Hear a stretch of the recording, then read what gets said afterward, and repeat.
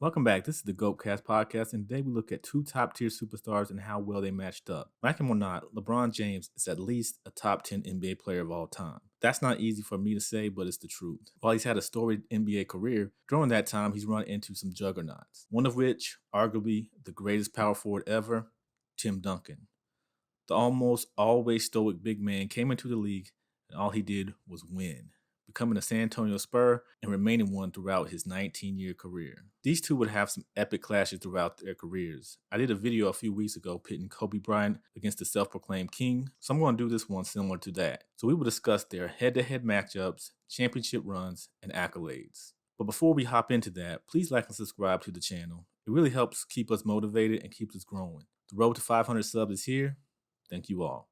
Tim Duncan was the overall number one pick in the 1997 draft, coming in from Wake Forest. As mentioned earlier, he spent his entire 19-year career as a Spur alongside Hall of Fame coach Greg Popovich, not to mention Hall of Famers David Robinson, Tony Parker, and Manu Ginobili, just to name a few. Having battled with the greatest throughout 3 decades, whether it be Michael Jordan, Kobe Bryant, or of course LeBron James, LeBron James is obviously one of the top-tier small forwards in the league. A 4-time NBA champion, and now the leading scorer of all time in year 20 and counting.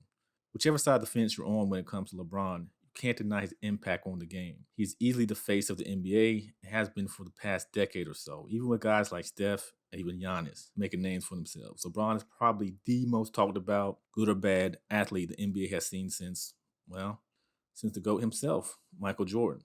So we'll look at some categories and give a check to one we believe conquered that aspect. Here we will break down their regular season games against each other, championship runs, and accolades.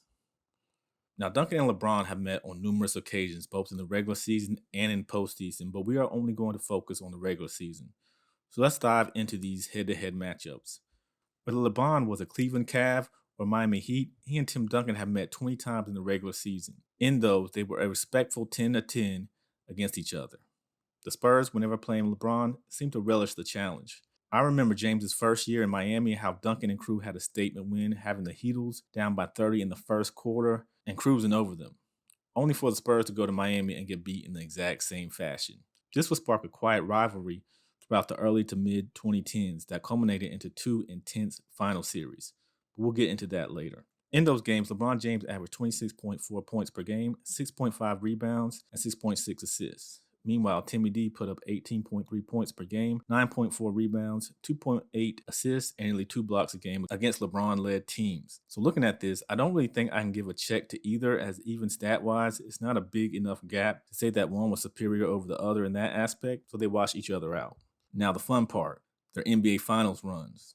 LeBron James is 4-6 in the NBA Finals and a combined 22-33 there. With a 40% win percentage there, the self-proclaimed king hasn't had the greatest run in championship or bust years, defeating the Oklahoma City Thunder, Tim Duncan San Antonio Spurs, Golden State Warriors, and Miami Heat to take the chip, losing to the Dallas Mavericks, Spurs twice, and Golden State 3 times. I'll drop his career finals numbers, but we will focus in on his series against the Spurs. In the finals, LeBron averaged 28.4 points per game, 10.2 rebounds, and 7.8 assists. Now, in those 3 NBA finals against Tim Duncan and the Spurs, he averaged 25.4 points per game, 8.9 rebounds, and 6 assists. While on that note, LeBron James is 5-11 against the Spurs in the finals. Tim Duncan is a 5-time champion spanning 3 decades.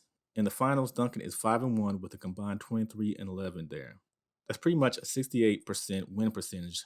Those Spurs teams with Tim Duncan at the head defeated the New York Knicks, New Jersey Nets, Detroit Pistons, Cleveland Cavaliers, and LeBron's Miami Heat. His lone loss in the finals was against those Heat, and basically due to Ginobili and Kawhi not able to hit free throws down the stretch, and of course, this.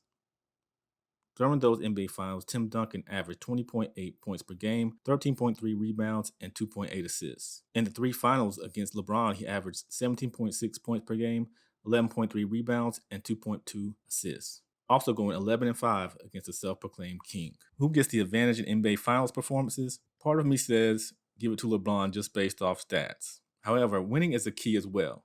4-6 for 5-1 is just hard to justify given the nod to the below 500 players record. Stats aren't everything, and the fact that both were key contributors through all of those finals appearances matter. So I'm going to give the check to the big fundamental on this one. Finally, their accolades. LeBron James is a 4-time NBA champion, 4-time Finals MVP, 4-time NBA MVP, 19-time NBA All-Star, the NBA's all-time leading scorer, 13-time All-NBA First Team, and 5-time All-NBA Defensive First Team.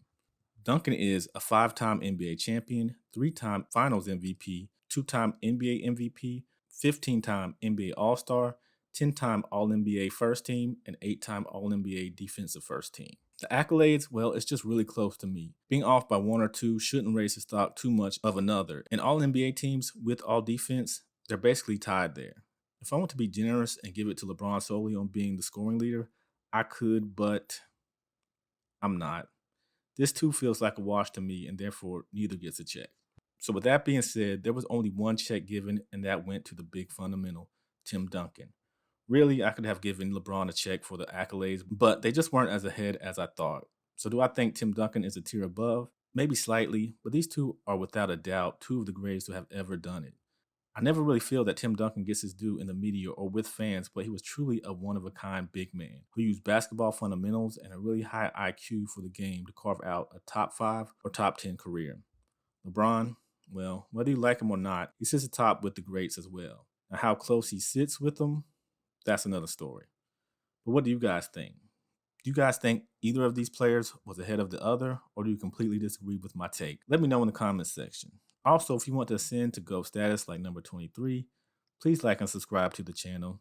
It only helps us continue to grow. Thank you all for listening. I'll be back soon with more content.